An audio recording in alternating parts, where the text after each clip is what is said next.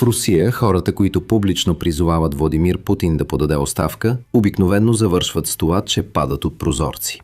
И така, сега когато обикновени руски граждани започнаха да правят точно това пред камера с видими лица, човек се чуди какво се е променило през последните няколко седмици, че руснаците вече не се притесняват. Защото отговорът на този въпрос ни казва нещо много важно.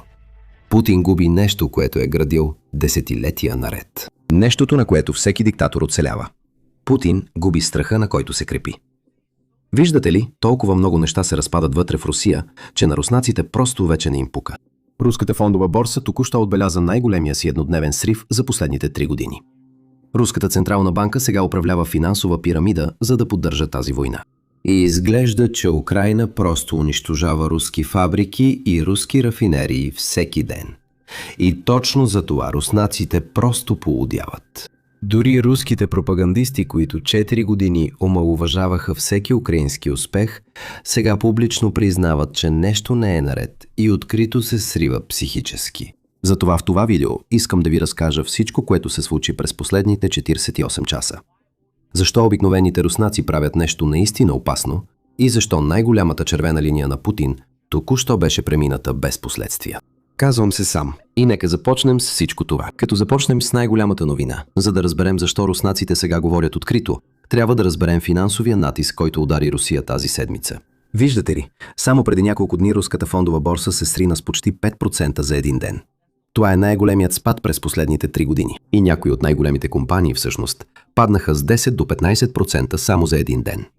Сега, ето защо този спад е важен. Защото последният път, когато това се случи, беше през септември 2022 година.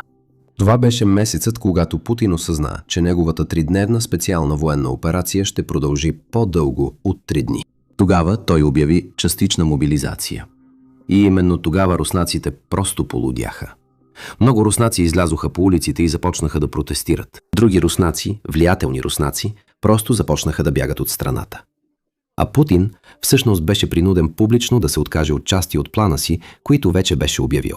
Това беше последният път, когато пазарът се срина по този начин. Но този път няма мобилизация. Така че въпросът е, какво предизвика такъв срив? Тук трябва да обърне внимание на Руската централна банка. Руската централна банка току-що обяви, че вкарва 5 трилиона рубли, приблизително 70 милиарда долара в банките на страната.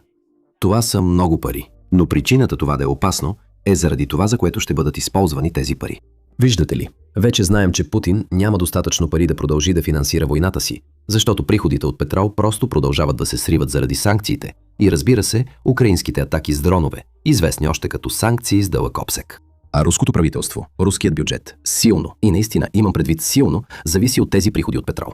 И както веднъж е казал Наполеон, за да спечелиш война ти трябват 3 неща. Пари, пари, пари. Путин няма тези пари и трябва да ги намери по един или друг начин, защото няма да спре тази война. Нека си го кажем направо. Така че Руската централна банка сега печата 70 милиарда долара. Дава ги на частни банки, за да могат те да купуват облигации от правителството. Така че Путин на практика да може да продължи да финансира войната си. Това на практика е пирамида. Това е един затворен кръг. Централната банка може просто да даде тези пари директно на Путин, но те се преструват, че са независима институция и ги дават на банките, които след това ще ги дадат на Путин. За съжаление, фондовият пазар не се хваща на този трик. И точно за това умните пари напускат руския фондов пазар. Все пак това те кара да се замислиш. Защо изобщо умните пари бяха на руския пазар? Но въпреки това, няма да говорим за това тук. За руските елити това не е голям проблем. Те вероятно могат да изтеглят тези пари от пазара. Могат да ги паркират в Швейцария или дори в Лондон. Те имат адвокати, които могат да измислят неща, които ти и аз бихме сметнали за невъзможни. Така че съм сигурен, че имат начини да заобиколят каквито и да е проблеми. Но именно руската общественост страда. И те се изказват срещу Путин. Имаме клип от жителка на Москва, която показва лицето си и публично заявява, че Путин трябва да подаде оставка, ако не може да реши всички тези проблеми. Защо започна тази война? А сега, когато той няма план да спре Украйна да атакува Москва, може би трябва да остави хора, които имат план да управляват страната. Чуйте това, защото вероятно не сте очаквали, че такова нещо ще се случи. Гледам видеа с експлозии в Московска област, Капония, Ленинградска област и на много други места. От години гледаме експлозии в Белгородска и Брянска област. Путин, къде е нашата сигурност? Когато реши да започнеш специалната военна операция, не попита нас, хората. Не попита абсолютно никого. Осигури нашата безопасност. А ако не можеш, махай се. Подай оставка. Нека поискаме импичмента му. Замисли ли се преди да направи това? Преди да обяви СВО, той трябва да е разбрал, че противовъздушната отбрана е безполезна, че бюджетът е разграбен и че корупцията е навсякъде. Той трябва да е разбрал това. Ако не го е разбрал, след като е управлявал страната четвърт век, значи просто е дегенерат, неадекватен човек. Още по-голяма причина той да подаде оставка. Сега разбирам защо през 2022 година, когато беше обявена мобилизацията, милиони хора, не само мъже, но и жени, деца, възрастни, напуснаха Русия. Защо напуснаха? Сега разбирам. Хора са вкарвани в затвора за много по-малко. Всъщност, само преди 2 дни, руски жител от град Кузбас беше глобен за публикуване на видео, критикуващо Путин, и те дори не се опитват да скрият за какво е тази глоба. Ето какво пише в решението. Глобата е за негативна оценка на президента на Руската федерация, изразена под формата на субективно мнение на лице с мъжки тип глас, в чието изказвания имат думи свързани с груб, обиден и нецензурен език. В Русия има толкова много свобода на словото, че те публично ти казват, че ще бъдеш глобен, ако критикуваш Путин. И в такава среда, сега имаме жители, които публично изразяват мнение и го призовават да подаде оставка. Между другото, това не беше изолиран инцидент, защото знам, че някои от вас ще пишат в коментарите: „Ей, това е само един клип, защо това е толкова важно?“ Познайте какво. Имаме още клипове. Вижте този втори клип. Отново от Москва, същата седмица. Подобно послание. Послание, отправено директно към малкия Владимир. Чуйте. Обръщам се към Владимир Владимирович. Обръщам се към Владимир Владимирович Путин. Няма повече да ви наричам уважаеми Владимир Владимирович Путин, защото вашият народ, нашият народ, не вашият народ, а нашият народ, вече изобщо не ви уважава. Вие сте крадец, убиец. Вие напълно унищожихте нашата страна. Унищожихте държавните стопанства, колхозите. Няма полета, няма ферми, нищо не остана. Нищо не остана. Сега изпратихте нашите мъже да се бият. Сега изпратихте нашите мъже да се бият за някаква забравена от Бога земя, която изобщо не ни трябва. Не ни трябва. Нямаме нужда да ни обстрелват. Нямаме нужда нашите деца, съпрузи, бащи да умират за това.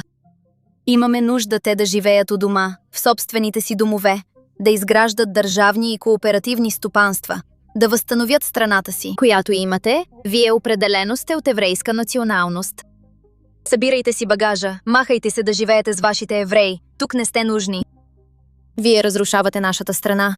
И когато украински граждани бомбардират нашата страна, тогава вие бягате и се криете в бункери. Затова бягайте и се крийте в бункерите. Сега започва да става малко по-ясно защо Путин искаше да държи тази война далеч от Москва и Санкт-Петербург. Той не искаше елитите на Русия да страдат от решение, което е взел, защото знае какво следва. За съжаление обаче, такова е при войните. Лесно е да ги започнеш, но е много трудно да ги спреш. И са много непредсказуеми. Путин искаше нещо, което да продължи 3 дни. А сега, в 5-та година, войната наистина се връща у дома. Всъщност, само вчера Украйна направи нещо, което Путин преди беше казал, че ще бъде ядрена червена линия. Тоест, ако Украйна направи нещо такова, той щял да използва ядрени оръжия. Те удариха руски военен завод с помощта на западни ракети. Вижте това. Имаме клип. Буквално удари сградата толкова силно, че изтръгна покрива и няколко етажа. Всичко е обхванато от пламъци сега. Направо съм без думи. Това е последицата от украински удар по руски военен завод в Броснев. Заводът произвежда насочващи компоненти за руски ракети като Искандер и Хи-101. Същите ракети, които Русия използва срещу украински цивилни, както и разбира се срещу украински жилищни блокове и градове. Украйна удря производителите на ракети вместо само да се опитва да сваля самите ракети. А военният завод не е единствената важна част тук. Ракетата, която Украйна използва, също е важна. Това беше ракета Storm Shadow. Това е британска ракета с американски компоненти вътре. И познайте какво. Още през 2024 година, веднага след изборите тук в Съединените щати, президентът Байден разреши на Украйна да използва ракети Атакамс на територията на Русия. И веднага след това разрешение, Обединеното кралство също последва примера, като разреши на Украйна да използва Storm Shadow. Това е моментът, когато Путин напълно изпадна в паника и отправи една от най-явните си ядрени заплахи досега. Той на практика каза, че ако Украйна използва това на руска територия, това означава, че отиваме към ядрена война. Чуйте, този отказ е малко дълъг, но е важен за следващата част от историята. Така че обърнете внимание на това, което казва Путин. Но когато става въпрос за използването на западно произведени, високоточни оръжия с голям обсек, това е съвсем различна история. това е съвсем различно. Факт е, че украинската армия не е способна да извършва удари с помощта на съвременни западно произведени високоточни оръжия с голям обсек. Тя не може да направи това. Това е възможно само с използването на разузнавателни данни от сателити, с каквито Украйна не разполага. Ще получим разузнавателната информация. Това са данни само от сателити или на Европейския съюз, или на Съединените щати, всъщност от сателити на НАТО. Второ, и много важно, може би и ключовият момент е, че полетните задания за тези ракетни системи по същество могат да бъдат въведени само от военен персонал от страни членки на НАТО. Само войници от НАТО имат право да влизат в бункерите. Украински военен персонал не може да направи това. Следователно, не става въпрос дали да се позволи на украинския режим да удря Русия с тези оръжия или не. Въпросът е дали страните от НАТО директно участват във военния конфликт или не. Ако това решение бъде взето, то ще означава нищо по-малко от пряко участие на страните от НАТО, Съединените щати и европейските държави във войната в Украйна. Това е тяхното пряко участие. И това, разбира се, значително променя самата същност, самата природа на конфликта. Това ще означава, че страните от НАТО, САЩ и европейските държави са във война с Русия. И ако това е така, имайки предвид промяната в самата същност на този конфликт, ние ще вземем съответните решения въз основа на заплахите, които ще бъдат създадени за нас. Въз основа на заплахите, които ще бъдат създадени. На времето казах, че Путин блафира. Русия блафира с ядрените оръжия през цялото това време. Русия просто няма разрешение от своя голям господар Китай да използва ядрени оръжия. Но това не им пречи, знаете, да използват заплахата, за да получат това, което искат. Но за съжаление, Путин отново беше хванат неподготвен. Това не е за първи път, но изглежда, че този път може да е по-голям проблем от преди. Защото руските военни блогъри изпадат в пълна истерия, а Путин на практика не прави нищо, след като неговата червена линия беше прекрачена.